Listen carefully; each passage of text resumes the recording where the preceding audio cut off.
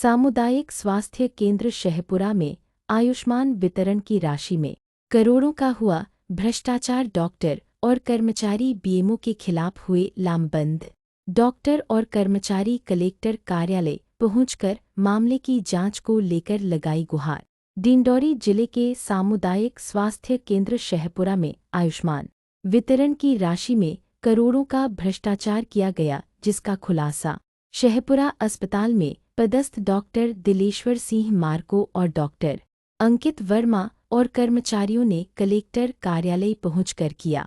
शहपुरा अस्पताल के डॉक्टर और कर्मचारियों ने सीएमओ डॉक्टर सत्येंद्र परस्ते पर मनमानी करते हुए करोड़ों का भ्रष्टाचार करने का आरोप लगाया।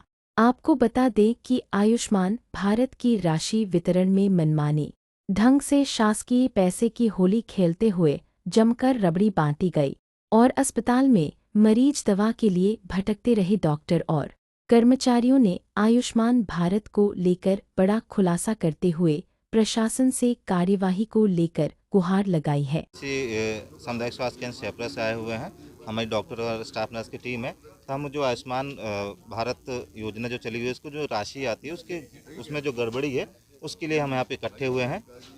ऐसा प्रायः देखा गया कि हमारे जो सीबीएमओ सर हैं और बाकी जो स्टाफ है उनको जो राशि प्रदान की जाती है उसमें बहुत ज़्यादा गड़बड़ी देखने को मिली है। और ये जो प्रधानमंत्री जो हमारे माननीय प्रधानमंत्री जी उनकी तरफ से योजना चलाई जा रही है, अगर इसमें कोई भी गड़बड़ी तो उसकी निष्पक्ष तरीके से जांच की जाए, क्योंकि अगर इसमें कोई भी गड़बड़ी है तो सीधे सीधे जनता के साथ क्या कहते हैं, कहना चाहिए कि जनता के साथ धोखा है और साथ साथ सरकारी जो राशि है उसका भी दुरुपयोग है। तो अगर सरकारी राशि का दुरुपयोग हो रहा है तो उसकी निष्पक्ष तरीके से जाँच की जाए और अगर कोई भी ऐसा कदम है जो कि उठाया जाना चाहिए ताकि लोगों को न्याय मिले, डॉक्टर स्टाफ जो है उनके साथ न्याय हो, वो किया जाए। आयुष्मान से लेकर हमारी शिकायत है। आयुष्मान योजना के तहत जो राशि अस्पताल में आती है उसमें 40% प्रोत्साहन राशि और 60% जो राशि है उसमें क्या करना पड़ता है, अस्पताल में मरम्मत कार्य और दवाइयाँ कई सारी और रिएजेंट जैसे लैब के रिएजेंट खरीदने पड़ते हैं। तो जैसे कई बार क्या होता है कि अस्पताल में कुछ दवाइयों की कमी हो जाती है, तो उस जो 60% पैसे से दवाइयाँ भी खरीदने का आदेश है प्रशासन की तरफ से। लेकिन क्या हम लोगों को दवाइयाँ मंगवानी पड़ जाती है मरीजों से, क्योंकि वो दवाइयाँ उस 60% से अपनी जेब में भर लेते हैं, दवाइयाँ मंगवाते नहीं हैं। तो साथ में जो प्रोत्साहन राशि है उसमें भी मनमाने तरीके से आवंटन किया गया है। डॉक्टर सत्येंद्र परस्ते सर खुद 3-4 साल से उनका ड्यूटी रोस्टर में नाम नहीं है, फिर भी वो कई डॉक्टरों से, कई कर्मचारियों से 100 गुना ज़्यादा राशि खुद के खाते में आवंटित की है उन्होंने। यहाँ तक कि कई जो उनके करीबी हैं उनके खाते में भी जो बिना ड्यूटी किए राशि आवंटित की गई। कुछ ऐसी महिला कर्मचारी हैं जो मातृत्व अवकाश में थी 1 साल से ज़्यादा, उनके खाते में भी उस समय इलाज हुए मरीजों से प्राप्त प्रोत्साहन राशि आवंटित की गई है। कुछ कर्मचारी तो ऐसे भी थे जिनका ट्रांसफ़र हो गया है 2-3 साल पहले, फिर भी आज दिनांक में उनका राशि आवंटित की गई, प्रोत्साहन राशि।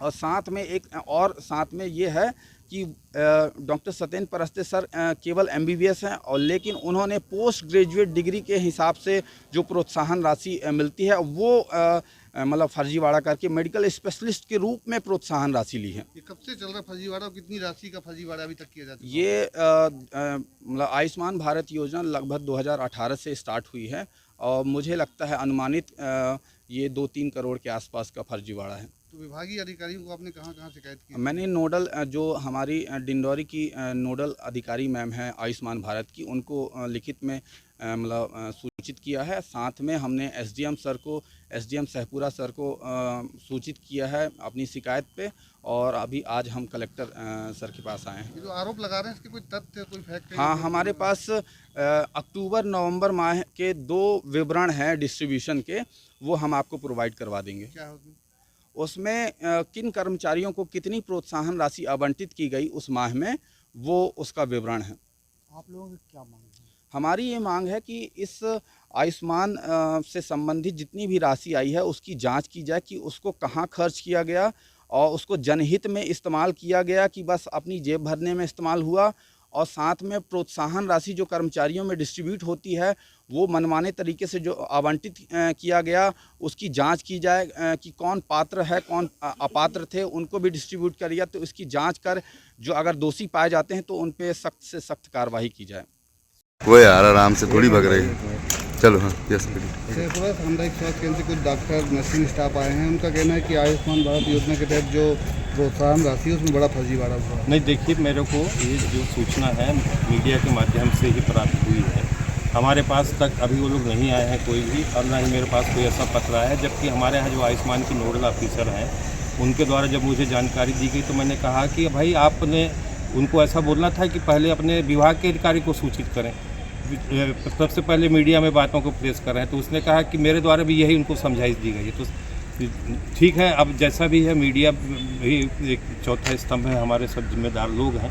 तो इसके द्वारा जो भी बातें होंगी उसकी पहले पूरी जांच की जाएगी कि मामला क्या है, कितनी राशि आई थी, इस राशि में किसको को कितना राशि देना थी, किसको कितनी राशि दी गई, और इसके उपरांत जो भी होगा, जो दोषी सिद्ध होगा उसको पर कार्रवाई की जाएगी, और जिसको राशि नहीं मिल पाई उसको राशि दिलवाई जाएगी।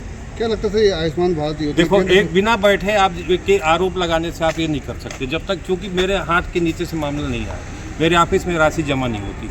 ये आयुष्मान की राशि ऐसी होती है कि जो आयुष्मान में क्लेम किए जाते हैं उसकी जो है 40% राशि जो होती है वो प्रदेश स्तर पर रख ली जाती है, 60% माने प्रदेश 40, और जो राशि 60% की दी जाती है उस 60% की राशि में भी जो 60% की राशि है और संबंधित रोगी कल्याण समिति में जमा की जाती है, और 40% की राशि जो है वो जो कि अपने यहाँ पर जो डॉक्टर स्टाफ, सपोर्ट स्टाफ के लोग जो काम करता है उनको दिया जाता है। जांच की जाएगी, जांच की जाएगी, और जांच करने के उपरांत जो भी दोषी पाया जाएगा उसके ऊपर कार्रवाई की जाएगी, और जिसको राशि का जो हकदार होगा उसको राशि प्रदान करने के लिए उसको निर्देशित किया जाएगा।